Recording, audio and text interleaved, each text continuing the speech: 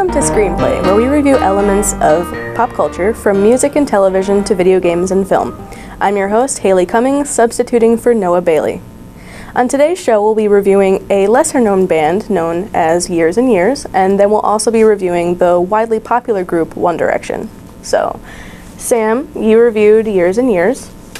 How would you describe their genre of music? They're like an electro-pop genre. They're definitely in the indie realm because they're really not known at all. So they kind of have a light, like more fun sound to them. Okay, and you said that they're a lot lesser known. Mm-hmm. So are they a new band? They founded in 2010. They didn't really have a song released or anything until 2012. So they're like in the last couple years, yeah, they're really new. Okay, and do they have like a full-length album or anything like that? They don't. They just have 2 EPs. The first one, I believe, was in 2012, and the second one was in like February of this year.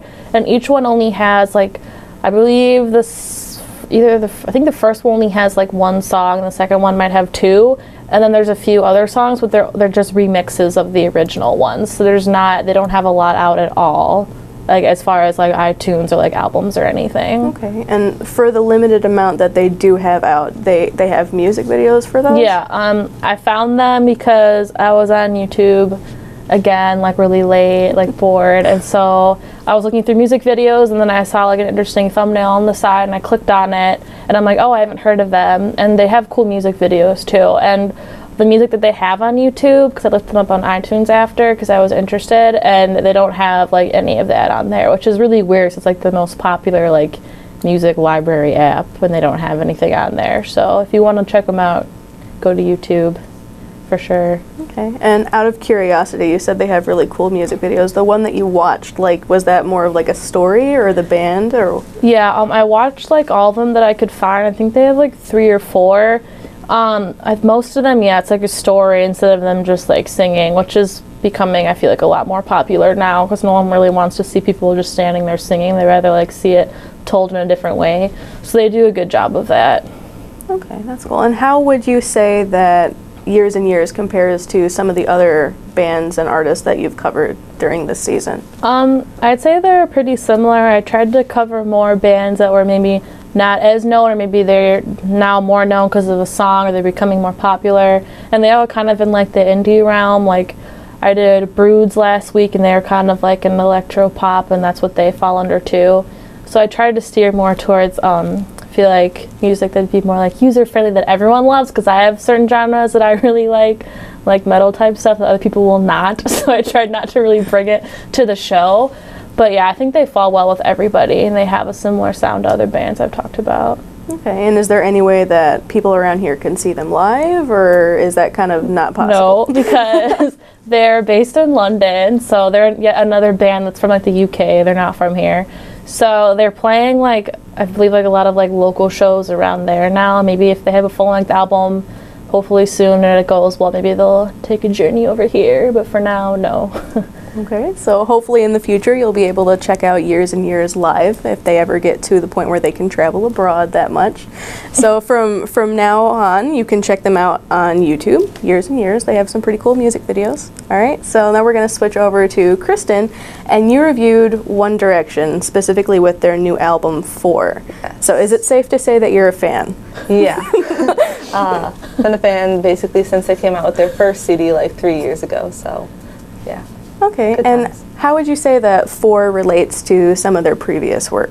A lot of their first things were very like bubblegum pop sort of. I mean, I think that was also sort of because they had come out of the British X Factor and they were trying to just appeal to a lot of people. They came out with something that everybody could like, or they tried to get something everyone would like.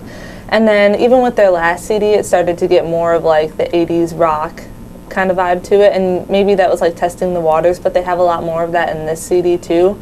So it's good because you can tell that they're like developing their sound, and they're still pop, there's still things that everyone can listen to, but it's kind of, you know, broadening the type of songs that they do as well. Okay, what would you say that one of your favorite songs is off of the album? Oh, that's a tough one. I like Where Do Broken Hearts Go, as cheesy as the title sounds. That one's a really good one because, again, that is like really upbeat and kind of just want to drive around in my car with the windows down. I'm kind of bummed it's too cold to do that. And then also Clouds has just a really like fun beat to it, and it's just something that's very loud and you can just have fun with it and it's a good time. Okay, and so I've noticed that I'm even falling into this. Like I called Years and Years like a band, and I'm noticing that I'm calling One Direction a group. Do you see that like their new album is kind of promoting them more as a band, not like just a boy band type thing? Yeah, I think so, because I mean, they are still a boy band. They don't necessarily go up there and play all their instruments, but they can play instruments. They do write their songs and everything. They do perform them. They are becoming much more band-like instead of just kind of like, here's this, do what you can with it. And so I think it really is putting themselves more out there, because it's stuff that they've done, they've written, they put it together, and they're going out there and they're giving it their all. So I think they should still be counted as a band too. Okay, and have they released any music videos for any of the singles on their new album so far? They have. The Steal My Girl music video came out maybe like a month or two ago, and that one's kind of weird and silly because they got a lot of backlash if they include girls in there, because the fans get upset. And so they don't have that. And then actually just today they released a music video for their new single called Night Changes. Oh, interesting. Did you have a chance to see that before you came on the show, or? I did. It was pretty good. It's like you get to go on a personal date with each member, so that was interesting, but it was fun, different from the usual. So you get to be the girl in the music video. That's interesting. Yeah. So would you recommend that this is like a good time for people who don't normally listen to One Direction to start listening? Yeah, I'd say so, because like I said, they do have more of that 80s sound. It is a bit more like adultish, not necessarily, and I think it's something that a lot of people maybe have already written them off as being a poppy boy band that they don't want, but if you listen to this, it's more than just that. So even if you don't like their previous stuff, like, don't knock their new album. So okay, yeah. Awesome. So if you haven't listened to One Direction before, now might be a really good time to get into them. So if you want to read the full reviews of One Direction's 4 and Years and Years, you can see them at www.auspartannews.com. All right, so that about wraps up our reviews for the day. So we're going to actually show you some series highlights, because today is our season finale of the show. So go ahead and check out these scenes from how we've been on the road so far. So go ahead and check them out.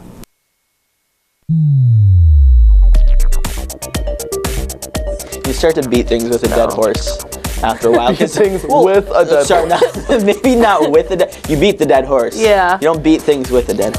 Oh no, I think I prefer it the first time. Beating with it. Oopsies. All right. So, are you guys planning to come see Almost Maine at Aurora University? Totally. I've actually been looking forward to the play. A number of my friends are in it. Oh, very cool. Am I one of those friends? I sure hope so. Thank you very much. Good answer. It's like I found her on YouTube actually, because it was like 2 in the morning and I always end up just scrolling random videos on YouTube. We all do. Yeah. And I saw a thumbnail on the side of a music video in black and white, and I was like, oh, this looks cool. I just clicked on it, and from like the first 2 seconds of the song, like I loved it. Like the sound was just different. Like her beats are different. They're like kind of syncopated. I don't know. And she has like a really different sound. It's like different melodies. I don't know. It's hard to describe, but like the whole package is just unique and different. What about characters? Because I know a big thing that the Super Smash Bros. Saga has is unlocking specific characters, and you have I remember being a little kid, and it was always like, oh, if you play for this long, you can unlock this character. That's or whatever. still in the game. Yeah. There's a number of characters to unlock in this game. They give you most of the characters right off the bat in this one, but there's something like 10 characters that you can still unlock. Some of them are clones, but even the clones are still fun to play. 2 of my favorite characters are clones in the game. I'm sad to see it go, but it's nice to see that, unlike many shows, they aren't just trying to crank as much as they can out. They're almost taking, and not to compare it to Seinfeld, but they're almost taking the Seinfeld route as how Seinfeld, they were, in their 10th or 11th season, and they were at their all-time high, and they're like, hey, let's end this before we get canceled, or just before we run the show into the ground. Or when the character Scott, when someone goes, great Scott, toilet paper goes everywhere. Really? I didn't Did you not see that? I didn't see that. Yeah. I got hit by popcorn though, with a popcorn cannon. Which is really interesting, because you were in the very back. I was in the very back, so yeah. No one could have been shooting it from behind. Probably watched that tonight. I saw on Lifetime. They had like 5 of the 200 Halloween movies that they have playing. And yeah, so that will be my evening. I promise it's not as sad as it sounds.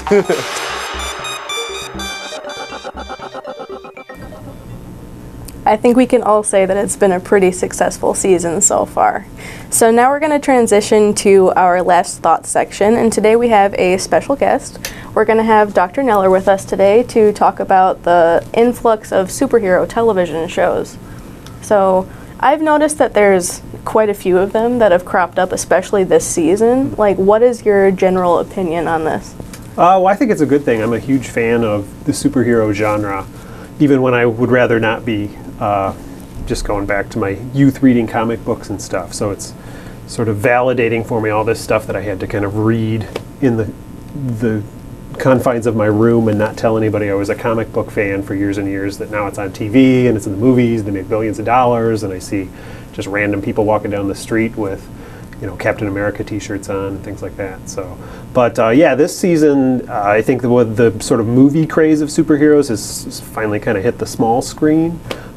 We saw, I don't know, 3 or 4 new shows on major networks that were superhero based. I think it makes a lot of sense, actually, because there's, I think, more of a natural transition from the comic book medium, which is like a serialized medium that happens in sort of short spurts. And, you know, you'll have different issues of the comic book, and each issue has a cliffhanger at the end of it. That's like more like how a TV show operates. I always have thought that, you know, the movies, what they do is they try to capture that comic book magic by cramming like 20 years worth of superhero stories into one movie. So TV shows can do a better job of kind of capturing that sort of slow build up and the reveal of the villains. So I'm all for it so far, yeah. Are there any of the shows that have come out that you consider yourself like a big fan of?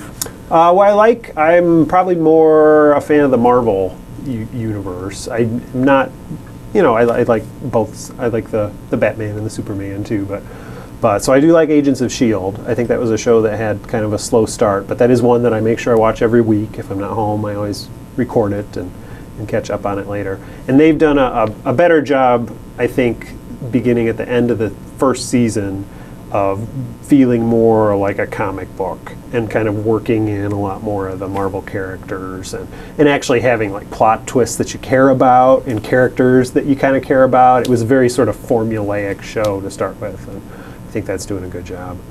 I really like, I think, of the new ones that just came out this season, The Flash is pretty good.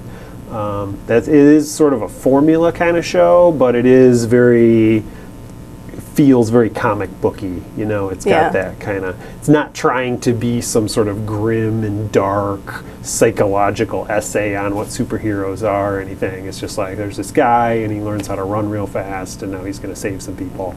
And it deals with, like, you know, the consequences of being a superhero and whatnot, but it is more of a kind of a fun show. Okay, and so you said that you are an avid fan of Agents of S.H.I.E.L.D. Mm-hmm. I've heard that they kind of tie in the television show with the Marvel movies that have been coming out.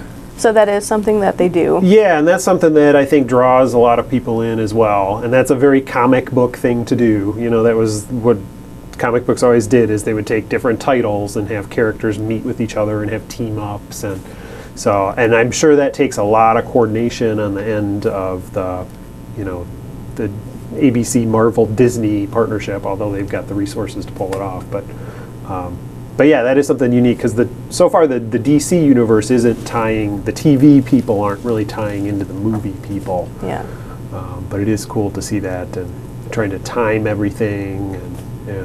Yeah. Have you heard of the new Agent Carter show that they're going to be coming out with? Yeah, so I've seen that. I think that's going to be, from what I read, it's a more of a mini-series. Yeah. Like, it's just an 8-part, but that's going to kind of fill in some of the backstory of how S.H.I.E.L.D. started and some of the things that happened. Yeah. All right, so it is kind of like a backstory type thing. All right, so if you haven't watched any of the superhero shows that are on TV, there's quite a few of them. I think one that we haven't talked about is Gotham. So there's Gotham, Agents of S.H.I.E.L.D., Agent Carter, Flash, and Arrow on the CW. So if you're ever into superheroes or anything like that, you can check those out on television. It's pretty cool. So thank you, Dr. Neller, for Okay. being on the show. And also thank you to Sam and Kristen for their reviews earlier. Since this is the season finale, it's definitely a time for us to thank everyone who's contributed a review to the show so far. I'd also like to thank our behind-the-scenes crew, Dr. Miller. Yeah, well, if I've, this might be a conflict of interest to appear on a TV show that I serve as an advisor for, but I do want to acknowledge all the hard work that you guys have done in putting the show together. You're just a smaller team, and I know when the term started, I told you guys, if you could put together like a little 4-minute segment for me every week, that would be awesome. And you were kind of like, no, we don't want to do that. So. So you've been able to put together a full program every week, and that's been cool. So yeah, Haley you've been great as the producer of the show, getting your scripts in on time. Jason has been our director that runs everything in the control room. Rachel has been our editor that kind of manages the content, gets things up on the website. Rachel Downing, and then Joseph Falls, who's working a camera right now, has been our sort of video games and film editor and has been a regular guest on the show. Sam Case has been our music editor. You just saw her with her review. Then we've had a couple other people that have gotten involved. Noah, our regular host, has done a great job, and Kristen, that we just saw, has helped out with a couple programs, and this was sort of her debut. But it was cool because I had not heard of this band One Direction. I think it's something that I want to check out. That's always cool to get involved and hear about what the students are into and stuff. It's kind of I know it sounds like it's a very up and coming group that I think might be cool. Yeah. I don't know. But yeah, so it's a fun for me to be involved with this and kind of learn about what the students are into and things like that. So I think you guys have done a fabulous job putting the show together this term. Thank you. Mm-hmm. And we're also going to thank David Wicks because he's been here a lot. Yeah. Right. Sorry. Yeah, I forgot about Dave. David's in the studio as well. He's working. He was another kind of later addition to the team that's helped out with the productions. Yeah. I don't think I missed anybody else, right? We got. No. Okay. All right. So just going to extend another thank you to Noah Bailey for being a pretty amazing host for the show this season, and to all of our viewers. So if you want to share your love for ScreenPlay, you can use the hashtag #AUScreenplay on Twitter or mention AU Spartan Media. I'm your host, Haley Cummings, and we'll be back again next season with more pop culture reviews.